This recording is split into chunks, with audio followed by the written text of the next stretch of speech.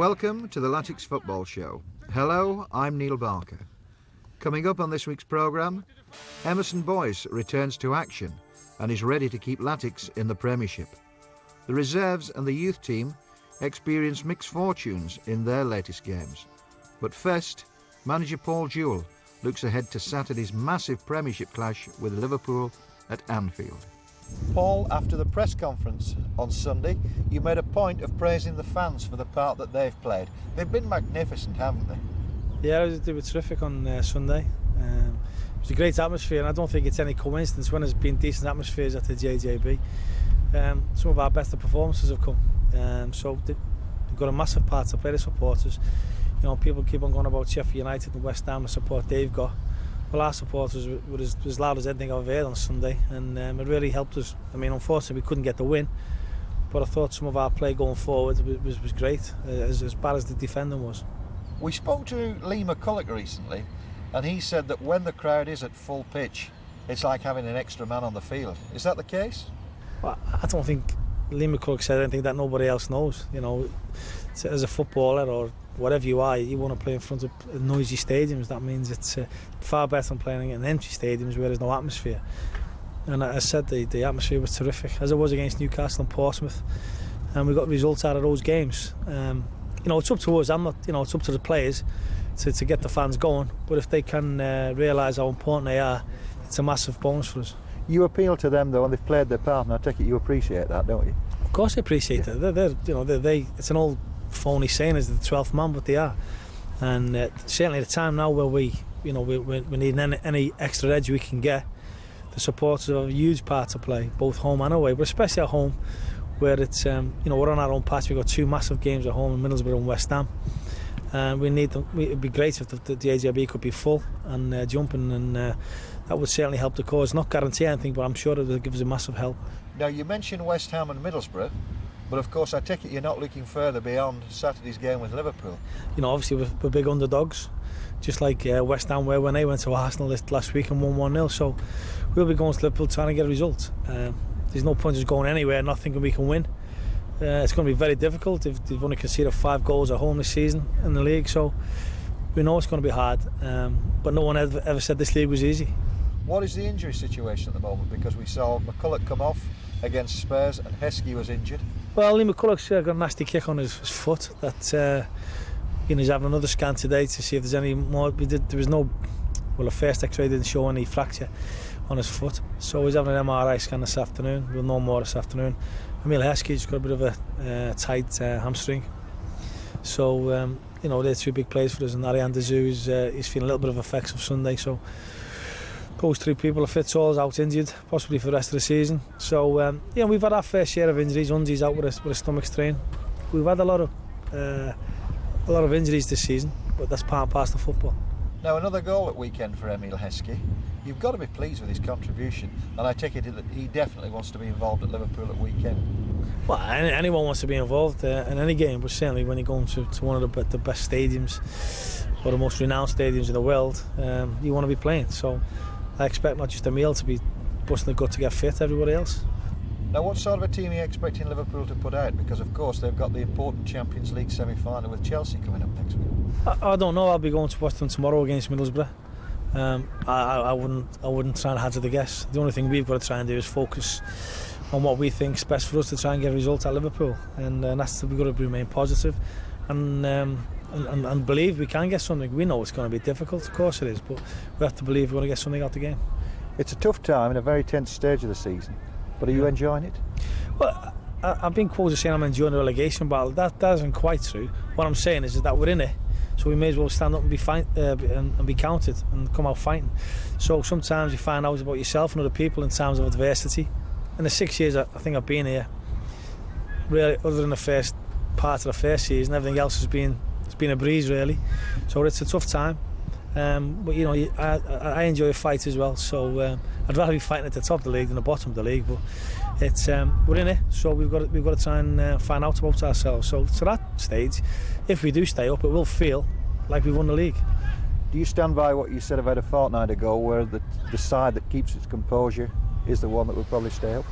Yeah, I think so. You need that bit of luck as well, isn't it? If you get West Ham, a couple of weeks ago were definitely down and out, and they had those decisions that Blackburn went their way, and they had a bit of fortuitous win at Arsenal. You need that, but I think it's the team that believes in themselves and doesn't panic. And on Sunday we showed a lot of good signs going forward, but we just had a really bad day at the office at the back, and people who was as reliable as anyone can be made mistakes, and we got punished for them. Now, you know, I'm not going to lambast those people. Everyone makes mistakes. They know they've made mistakes, and we hope they won't make any more. Competition time now, and you a chance to win 4 tickets to the vital home game with West Ham on April 28th. To enter, all you have to do is answer the following question. Who is the West Ham manager? Is it A, Alan Pardew, B, Alan Kirbishley, or C, Harry Redknapp? To enter, text the word Latics, followed by your choice of answer A, B or C to 88821. Each entry costs £1 plus your usual network charge, and all entries must be received before midnight on Sunday, April 22nd. Wigan's youth team welcome Walsall to Christopher Park for their last game of the season. Ian Longstaff provides the match commentary. Well, it's an end-of-season test for Wigan. They are the North West Conference Group A 4th place, and Walsall, the visitors, leading Group B. And neither team with a foothold on this game as yet. And that's helped forward for Mann. Craig Mann tried to lob the keeper, and it's off the bar. Keown confused. Craig Mann knew exactly what he was doing. Thomas, get around him. So Saunders. Flick on by Mann for Hampson, and he's tried the lob. Keeper again appealing for cover. Channel M, mate, do you mind? Cheers. Luke Ashworth will launch it forward. That was Smith with the head on, and he'll get it again. All a bit scrappy in there, and Smith's still going, and that's a useful shot, and Craig Mann's on the end of it.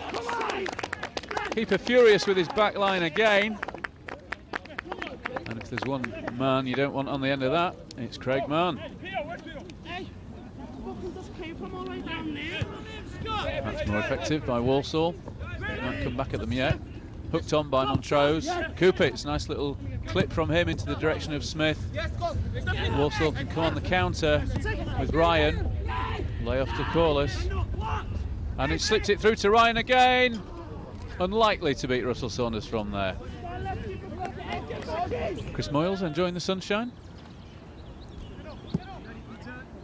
A Route 1 attempt. Blocked this time. Montrose rose above the Walsall player for that. Helped on by Smith. Thomas Kupitz. Oh, and he's had a go. No need to apologise for that. Decent effort. Peter Duran lining up for Walsall.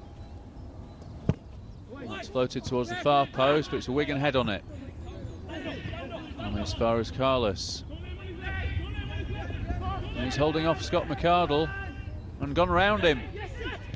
That's great control from Hannah. That'll drop to Harris. Blasted over. Hair-raising stuff. Carlos with the free kick, and he's tried to outfox Russell Saunders there, but I don't think that was ever going to do the job. I told him not to do that. Well, Wigan looking comfortable so far, but of course one's never enough in football.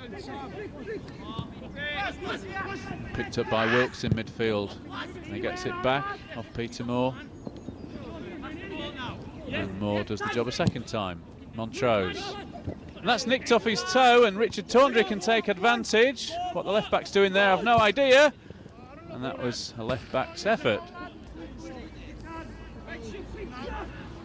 David Owens placing the ball. That's near post, and that's in. It looked like Andrew Pearson to me, and it certainly looks like it from the smile on his face. Stealing in at the near post. Carlos again behind this one. But he stepped over, and Davis following up, and that could have taken a deflection. And the scouts here from National Express. That's aim for Smith, it's over him. Prince gets a head on it. And that is the final whistle. 2-0 to Wigan. A solid result for them and a very satisfying way to end the season. Yeah, delighted today with the overall performance. Walsall were a team who were the top of their league, and it was a great test for us. Even though it was our last game of the season, we didn't want to finish on a low, and today every player performed to the maximum. They worked the socks off when we had the ball and when we hadn't got the ball, and overall we couldn't fault them, and 2 good goals to finish the game off with, and thoroughly deserved the result, and individual performances were excellent today.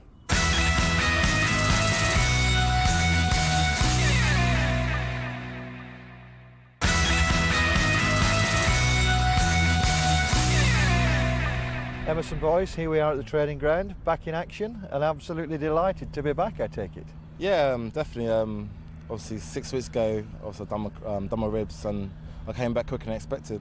It's all credit to the physios; they got me back fit, and obviously I must be a quick healer. So, no, it's been it was good to come back on Sunday. Obviously, played the 90 minutes, and now it's glad to be back, and hopefully I can help with the boys' survival, and we can stay in this Premier League. Are you still a bit tired and a bit sore, or not too bad? Yeah, I'm a bit tired and a bit sore. It's not hurting me as much, but obviously I played 90 minutes as well, so the body's just getting back to it. And no, but I'll say I'm happy to be back playing. So I just can't wait for the next game. Been a good season for you, Emerson. You've turned in some good performances this time. Yeah, I don't know why I say a manager just expects a defender to be consistent, and that's what I try and do. I try and put 100% into every game, and hopefully most of the games it comes off for me. So I'll just try my best for the team, and hopefully we can pick up some results. And that was some game at weekend, wasn't it? End-to-end stuff, 6 goals, and yeah, it's obviously good for the spectators' view, but as a defender, for both sides, it's a bit disappointing. Obviously, we let 3 goals in, so we scored 3 goals at home. We expect to win. So it was a few bad goals that we let in, but in the day, so we got a point, and it's to our crest of survival. So it was a good game to watch, for sure. But as a defender, it wasn't the best to be in part of. Tottenham are not a bad side though, Emerson, and it was a big test for you, really, wasn't it? Yeah, of course. Obviously, there was in UEFA Cup a couple of days before, so they got some quality players. You know what I mean, so it was a good test for us. But obviously, get a point. To an extent, it might be a good result, a good point to us coming in the season. But we felt like we should have got more than a point out of the game. But we conceded some sloppy goals, and we've got to learn from that to take in for the last few games of the season. Now, games don't come much bigger than Liverpool away this weekend. I take it that you and the rest of the lads are up for it. Yeah, definitely. I say, you want to play in those sort of stadiums and against those sort of players. So it shows how far Wigan's come as a club. So it's going to be an interesting game, but in the day, all the players are going to enjoy it, and we're going to go there full of confidence to try and get results. We proved that we can score goals on Sunday, so we're going to go there. Obviously Liverpool is a good team, and obviously they're going for try and get the points themselves to move up the table. So, but we're going there full of confidence, and hopefully we get the results that we need. And I say Man City proved it. I know it was at home, but Man City drew on the weekend with them. So they proved that it can be done. So we're going to go there full of confidence and try and get the result that we need. And Emil Heskey in good form. He'll be relishing returning to Anfield, won't he, no doubt? Yeah, of course. He's led by example. You see some of his performances put in, and he's a class player. So he's going to go there. Say I think he scored 3 and 3, or he's been scoring lately. So he's going to go there full of confidence. One of his old clubs as well. So we hopefully he can score again up there. And obviously, Emerson, good to see you back. An important role to play. The best of luck, and thanks very much.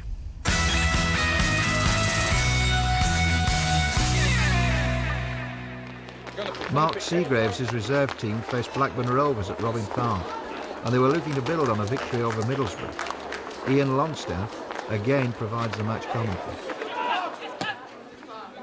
Hoof forward, that will be cut out by Kupitz though. Agahauer punching it back. Well, that's fallen to Rovers. Little ball over the top in the direction of De Vita. And now back the other way. And Agahauer's onto that. This looks promising. Agahauer just dragging his shot wide. And he won't be pleased with that. Thomas Kupitz. Back to Johansson. Neatly away from the defender. And that's a lovely crossfield ball. David Cottrell's onto it. Is it time for one of his dazzling runs into the box? So far, so good. Oh, and there's a shout for a penalty. Although it did look more like a trip. Referee not giving it. So Rovers survive. Which will go straight to the other end and score. How many times have we seen that? And that's a useful ball in the direction of Keith Barker. He could be making me wish I hadn't said it. And he has, right in the far post. Would you believe it? I'm not sure any more polish is required to that finish. It looked like he'd gone too wide, but then whack, almost in off the post. This would be a good time for an equaliser. Gronquist up for it, but looping harmlessly wide. And now the long trudge back. Ryan Woods with the long ball. It's in the direction of Treacy. He just managed to control it. Peter Moore in attendance. Hasn't stopped him getting to the byline though, and that ball stayed in. A skewed shot. Keith Barker with the chance. Away by Gronquist. Well, more pressure from Rovers, and it all came from that long ball at the beginning. Montrose with the header. It's coming back at him now. Hooked away by Woods. Treacy in possession. He's in unfamiliar territory. They're backing off him. He's cutting inside onto his favoured left foot and unleashes one, and Mike Pollitt's got to get down, and he has. Griffiths, and that's cut out by Moore. And he's given the ball away now. Sloppy stuff. And that's cannoned in the direction of De Vita. He's in the box, and Gronquist brought him down. The ref, I think, will have to give that. I think he took his standing leg away. Yep. So De Vita against Pollitt. His first match back, and that's a very assured penalty from the Italian. 2-0 to the visitors, and the Latics hill looking ever more mountainous. Launched upfield by Pollitt in search of a reply, although there can't be many seconds left now in this first half. Johansson, Sivka. It's in the direction of Kupitz, heading it on. Agahauer's there. Bateson nodding it back, but that's dangerous, and Agahauer's in for the lob. Didn't quite come off. I think Fielding just did enough. Out with Olsen. Finds Barker. That's a little bit squarish, and Montrose can steal it. He has done. Agahauer shrugging off Griffith, so it sent him a little bit wide, but a deflected shot, and Fielding across well. Always threatening Agahauer, but he really needs to stick one away if we're going to get back into this game. So we're into the last 15. That's a thumping head out from Gronquist. But it comes straight back at him, over the top. Treacy onto it. Treacy with a shot. Pollitt with a save. Plenty of men to aim at, David Cottrell. And he's not done it. He's tried a cheeky one to the near post. And that's another long ball in the direction of Barker. They do rely on that a lot, but it has worked for them in this game. Barker waiting for his support to arrive. There's plenty of it. Squaring into the middle. And that's a good foot in from Montrose. Not for the first time, but back to Barker, who's got another chance. Drags it wide.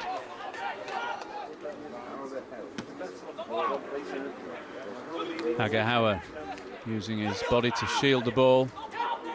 And he's found Cottrell, who's popped up on the left-hand side. Now going right. And he's had a go.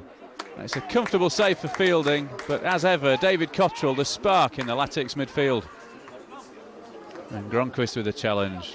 Poked forward by Montrose. And backpedaling from Johansson. In fact, the whole team backpedaling now to Kupitz. He's on a forward run though, into Johansson. Right foot shot, and Wigan aren't really troubling the Blackburn keeper enough. That's another crunching tackle from Montrose. Sivka. That's a lovely ball. Johansson with the back heel. Agahauer. Oh, and all that needed was the finish. Best move of the game, and really deserved to be crowned with a goal. Cottrell switching direction. Kupitz. He can keep it in. And rather bundled off the ball by Barker. Nothing given. And Bateson with the clearance. Luke Ashworth will pick that up though. Slotted forward, intercepted, and the ball bouncing around in there. It's like a pinball machine. Thomas Sivka after it against Bateson. And Sivka's hooked it back. He's not given up. Sivka into the box. Johansson. All it needs is a shot. Sivka. And back to Lewis Montrose, and Fielding will be happy to field them all day.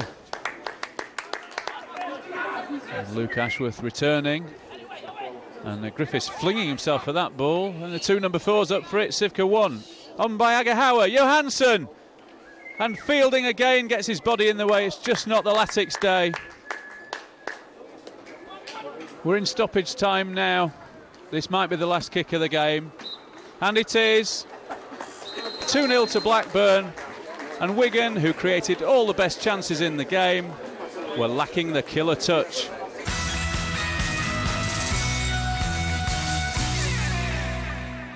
Caleb Folan, big game at weekend at Liverpool, a must-win for Wigan, isn't it?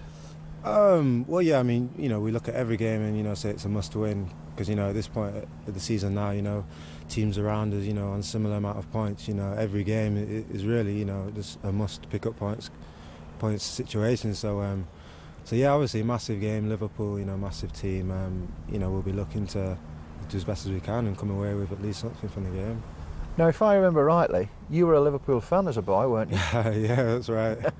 I'm a Liverpool fan, yeah, but you know, I'm sure when we go in there, it's all about Wigan getting the points. But it's very much the blue of Wigan at weekend and flying the flag for the Latics, definitely, of course. Definitely. You know, we just got to concentrate on doing our bit and, you know, staying in the Premier League because, you know, it's where we deserve to be and, you know, it's where Wigan should be. So, we'll be going there, you know, hoping to get some out of the game.